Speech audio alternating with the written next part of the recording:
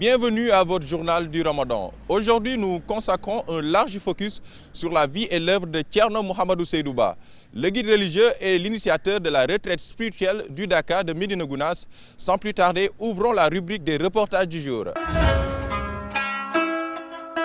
Tout d'abord, reparlons de cette affaire d'emballage du détergent Mina. La marque a été retirée du marché. Pour rappel, elle proposait un emballage d'Oipat qui lui donne des airs de sachets de yaourt ou de jus pour enfants, de quoi faire naître des craintes que le produit soit confondu au goûter des tout-petits. Le risque était d'autant plus grand qu'il y avait une image d'une tranche de citron sur l'emballage, dénonce le président de l'Association des consommateurs sénégalais. Il a saisi les autorités qui ont finalement décidé le retrait sur toute l'étendue du territoire national du détergent Mina. Selon Momar Ndao, cet emballage non conforme portait à confusion avec une denrée alimentaire, ce qui représentait un danger pour nos populations, particulièrement les enfants et les analphabètes. Par ailleurs, le fabricant a écopé d'une amende de plusieurs millions de francs CFA.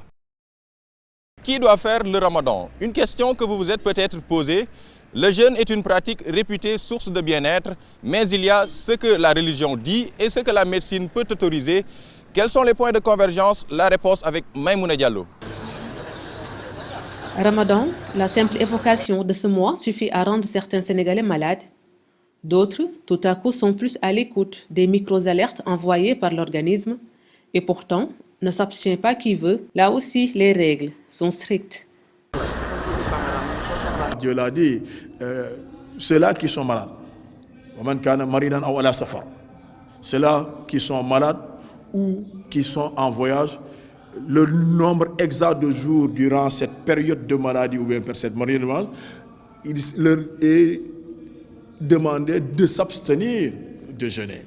Mais au-delà, quand ils sont également bien portants et qui ne sont pas en voyage, il leur est demandé également de jeûner un nombre exact de jours, soit 29 tout au moins, ou 30 jours tout au plus. Du point de vue purement physiologique, le corps n'entre en état de jeûne que 8 heures après le dernier repas. Religion et médecine conviennent donc que certaines pathologies méritent une attention particulière. Les personnes très âgées, fragiles, qui ont une perte d'autonomie, qui ont des troubles de la mémoire, des troubles cognitifs en tout cas, ou bien des troubles sensoriels, présentent souvent des coronaropathies ou bien des artériopathies des membres inférieurs. Ces sujets âgés, patients très âgés, le jeûne souvent est contre-indiqué aussi. Mais je sais qu'il y a des personnes très âgées qui jeûnent. Il y a des patients aussi qui ont un risque très élevé. Chez eux, le jeûne est contre-indiqué quand 3 mois avant le Ramadan, ils avaient par exemple eu une complication, une complication métabolique aiguë, par exemple, un coma diabétique, une acidocétose, ou bien une hypoglycémie sévère, ou bien un coma hyperosmolaire. Ou bien un patient qui est traité, qui est diabétique de type 1, qui se pique à l'insuline. 3 injections d'insuline ou 2 injections par jour, il ne faut pas gêner. Ou bien un patient qui a une maladie grave associée au diabète. Donc c'est des risques élevés, donc le jeûne est contre-indiqué. Quand c'est des piqûres intraveineuses, bien évidemment, ok, ça peut se comprendre. Mais que d'autres piqûres ne peuvent empêcher également la personne également de jeûner. Mais quand c'est intraveineuse, parce que tout ce qui rentre, n'est-ce pas, en contact également avec le sang ou bien avec la gorge, à travers la gorge, tout effet par rapport à ça annule le jeûne. Médecine et religion convergent sur les bienfaits innombrables du Ramadan. Le jeûne permet à l'organisme d'aller chercher ses ennemis cachés que sont le sucre, le sel ou encore la graisse, à condition de ne pas s'empiffrer de tout et de rien durant la nuit. Il n'existe pas d'études sur l'impact du Ramadan sur l'économie nationale. Toutefois, nous avons tendu notre micro à un économiste à l'UCAD. Il nous explique ses effets sur la consommation, sur la productivité des entreprises et sur la balance commerciale. Moustapha Gabar Diop. Durant tout le mois de Ramadan, les musulmans doivent s'acquitter du 4e pilier de l'islam, celui qui requiert de jeûner durant les heures du jour pendant lesquelles il est interdit de manger et de boire, entre autres. Malgré ces interdictions, on note souvent une augmentation de la consommation alimentaire au Sénégal durant le mois béni. Lors de la rupture, c'est une période d'exaltation, puisqu'il est important que celui qui a jeûné puisse être à l'aise au moment de la rupture pour justement pouvoir consommer, se désaltérer, etc.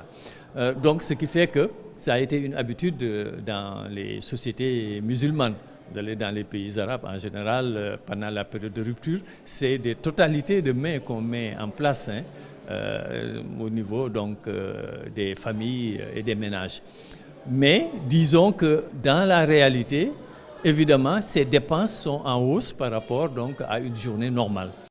Cette augmentation de la consommation alimentaire n'est possible que si elle est accompagnée par une hausse des importations. Ainsi, de nombreux produits venus de l'étranger se retrouvent dans nos marchés, ce qui n'est pas forcément une mauvaise chose pour l'économie. Nous importons beaucoup de produits. Évidemment, ça va jouer sur donc notre balance commerciale, mais cela va apporter des ressources aussi à l'État au niveau du cordon douanier donc, pour l'importation. Mais l'un dans l'autre, disons que la période de Ramadan, même s'il y a des effets d'impact, ces effets d'impact sont vite rattrapés. Donc permettant à l'économie donc, de maintenir quand même son rythme de développement, de croissance, etc.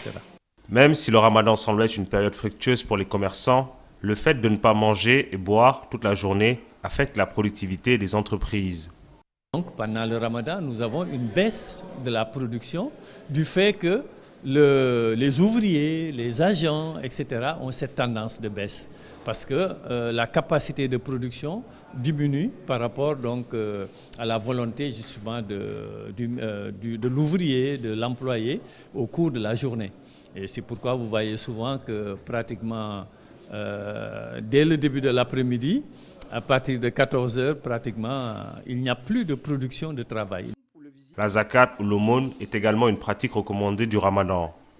Difficile toutefois d'évaluer son impact sur l'économie. On pourrait croire qu'elle augmente le pouvoir d'achat des classes les plus pauvres qui en bénéficient. Place à présent au portrait du jour. Nous allons à la rencontre d'un porteur, son nom Fallou Sène. Malgré son travail pénible qui nécessite beaucoup d'énergie, il n'a rien changé de ses habitudes pendant le mois de Ramadan. Son seul et unique objectif, subvenir aux besoins de sa famille. Isidore Oumubikabou nous dresse son portrait. Il fait un travail qui demande beaucoup d'énergie. Fallou, depuis 2010, exerce ce métier de porteur de bagages au marché Petersen. Avec son pousse-pousse et dans des conditions difficiles que lui impose le Ramadan, Fallou est toujours au charbon. J'ai commencé ce métier depuis 2010, jusqu'à présent rien n'a changé. Mais avant, j'avais fait un autre corps de métier. Tout ce que je gagne, je l'envoie à la famille, au village. Je suis conscient que beaucoup de personnes dépendent de moi. En cette période de Ramadan, c'est difficile de faire notre travail, mais on est habitué. Puisque jeûner et travailler sont des recommandations de Dieu, on est obligé, nous devons le faire.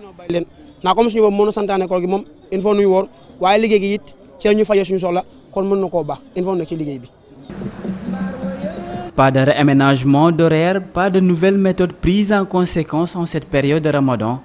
Fallou s'endurcit de jour en jour pour pouvoir empocher 700 francs par service. Je commence à 8 heures, c'est vraiment difficile. On te paye 700 francs, parfois 1000 francs CFA. Si tu fais le calcul, ce n'est pas satisfaisant. Mais que faire? Je dois absolument travailler. Aujourd'hui, Fallou réclame ses droits et demande plus de tolérance des agents municipaux qui saisissent des fois son outil de travail.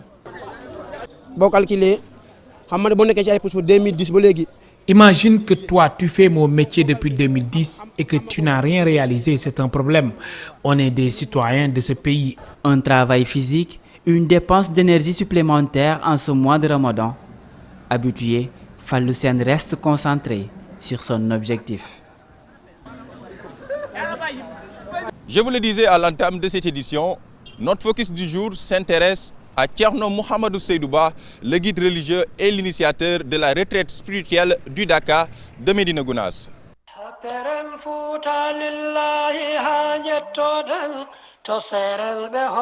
Il a d'abord fait ses humanités à Nguidjilone dans la région de Matam auprès de Thierno Yerobal Anne et de Thierno Ahmed Babatala. C'est après qu'il prend le chemin du sud pour Kolda où il retrouve Seydi El Hadji Thiam. C'est à Kolda qu'il rencontre également le père de Thierno Mansour Baro, Thierno Ahmed Baro. Celui-ci était également un grand ouléma qui l'a renforcé dans sa quête du savoir. Suite au rappel à Dieu des deux guides religieux, Thierno Mohamedou Seydouba prend en charge l'éducation de leurs enfants. Il devient ainsi leur guide. Les trois familles forment alors une seule branche, toujours à la quête de l'expansion de l'islam dans la sous-région ouest africaine. Thierno Mohamedou Seydouba initie une retraite spirituelle devenue aujourd'hui un rendez-vous international. Le Dakar, à l'occasion, les hommes s'isolent dans la brousse, loin du regard indiscret des femmes, pour s'adonner au zikr et à la récitation du Coran. Objectif, purifier les âmes et se rapprocher du Tout-Puissant. Au fil du temps, la communauté musulmane de Médina Gounass s'agrandit et compte aujourd'hui des millions de fidèles répartis dans divers pays de la sous-région. Âgé de 83 ans, Cheikh Ahmed Tidiane Ba est l'actuel khalife de Médina Gounass.